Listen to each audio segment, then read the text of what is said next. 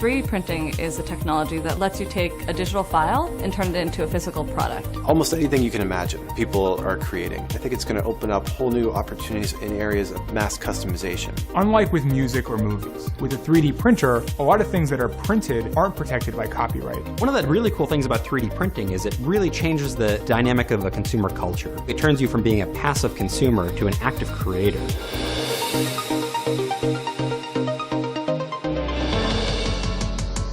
3D printing is this amazing new technology where you can take a 3D digital file and with the click of a button use that file to create an actual physical 3D part. So how does a 3D printer work? The first step is to get a 3D file, and you can get your 3D file in one of two ways. One, you can simply download the file from the internet. The second way is you can design your own 3D part.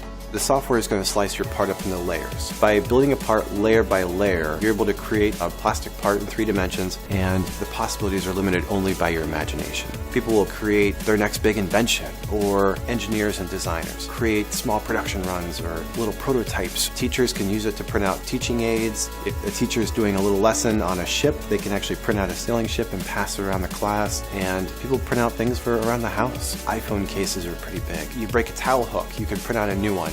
We want to make 3D printers at a price that the average person can afford and also easy to use. We're already seeing late stage early adoption of 3D printing, but for me the exciting thing is what's to come.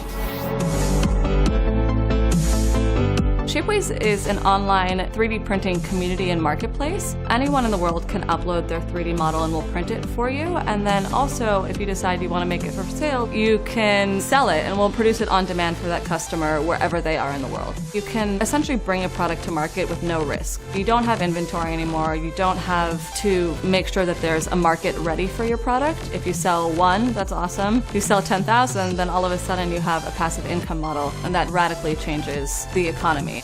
Usually to bring a product to market takes a year, and then you have to find the manufacturer and the investor, and so it's going to force us to change the way we think about not only buying products but how they're made. One of our colleagues broke his stroller and it would have cost him something like $250 to get that part in the mail from the stroller company, and he literally just 3D printed a stroller part and got it for $20. You have this explosive technology where everything is made just for you but at the price and quality of something you buy in a store. This could be a scary technology for some companies, because what does that mean for seasons now? You have infinite inventory, and what does it mean for scarcity, which is one of the core tenets of so many industries? I think it's very similar though to social media or other tools of engagement where you're afraid to see what that would mean to let consumers co-create with you or to really rethink your traditional manufacturing process because you have so many middlemen.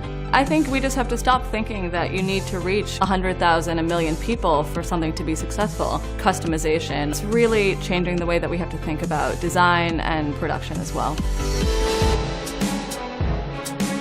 People who make money by selling things that are all of a sudden easily copied with a 3D printer are going to be worried that people are going to be making unauthorized copies with those 3D printers. And I think one of the challenges for them is going to be, well, how do I react?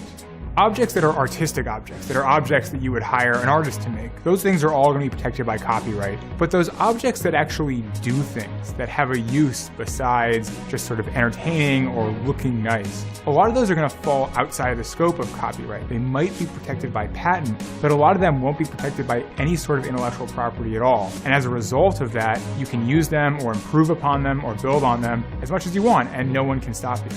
3D printing right now is at its very beginnings. And so you don't have a lot of case law about everyday people making exact copies of physical objects, and certainly not a lot of case law about people being able to do that on a large scale.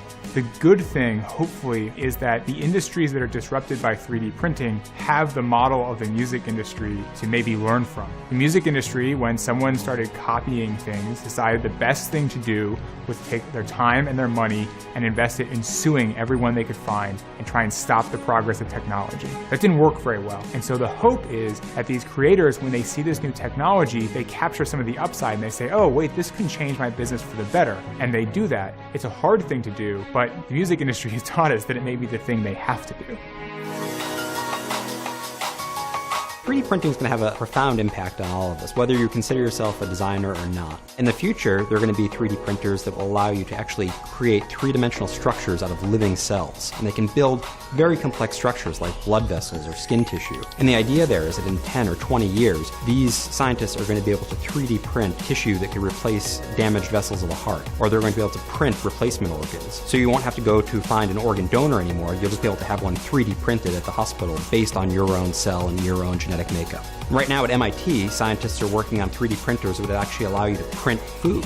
And who wouldn't want that in their house, right? If you could just ask Siri to cook you a steak. I mean, it's really going to be an exciting time in the home. In Japan, there's a company that's taking sonogram data. So they scan a pregnant woman's belly, and they're able to actually 3D print a figure of her torso. So instead of just having a fuzzy little black and white picture, you're getting a real model of what your child is going to look like. People are using 3D printers to do all sorts of interesting things in terms of the environment. Researchers are using 3D printers that can print concrete to make replacements for parts of the Great Barrier Reef that have been damaged. Normally, those reefs take thousands of years to build, but what these scientists do is they find the areas that are damaged, they make CAD replicas of those damaged areas, and they print them in concrete. So it's a base structure upon which coral can create a top layer, and that helps reinvigorate the environment and helps return normality to that area. And one of the coolest things about 3D printing is that it's a community that never stops innovating. There are hundreds of innovators who are making little tweaks to these products, who are trying out different things, and so it really gives everybody an opportunity to create anything they could imagine. 3D printing is the next wave of how brands and consumers can engage, and now we're just starting to see that happen. In a few years' time, they're going to be no more difficult to use or difficult to understand than a camera phone. The way to protect creators and designers is to make sure to give people a way to spend money on 3D printed things. In the future, we're going to see a lot more people unleashing their pent-up creativity, and that's what's most exciting for me.